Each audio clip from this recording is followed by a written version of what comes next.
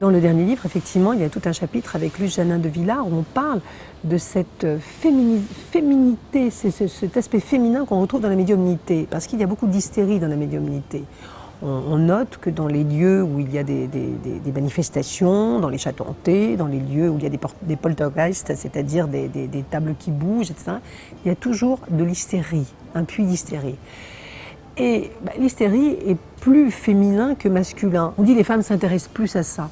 Pas qu'elles s'intéressent plus, c'est qu'elles développent plus ces capacités-là que les hommes. Les hommes, la plupart du temps, sont assez psychorigides, c'est-à-dire on est cartésien, on est dans une espèce de cadre bien fermé, on n'en sort pas, on ne permet pas à la raison de sortir de ce cadre et donc on ne regarde pas ça.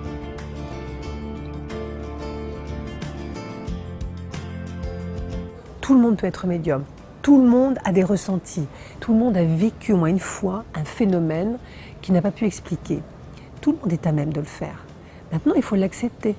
Parce que accepter ça, ça veut dire rentrer dans un monde inconnu pour l'instant, qui fait peur parce qu'on touche la mort, et la mort, c'est la chose qui fait le plus peur. Mais si on met un doigt là-dedans et qu'on progresse, eh bien, on se rend compte que c'est pas terrifiant, que ça fait partie de la vie et que toute cette dimension et tout cet aspect de nous-mêmes irrationnel, entre guillemets, n'est là que pour compléter l'aspect rationnel. Les rêves prémonitoires, les flashs, les sensations de mal-être ou de bien-être dans un lieu, c'est une forme de médiumnité, c'est une forme de ressenti.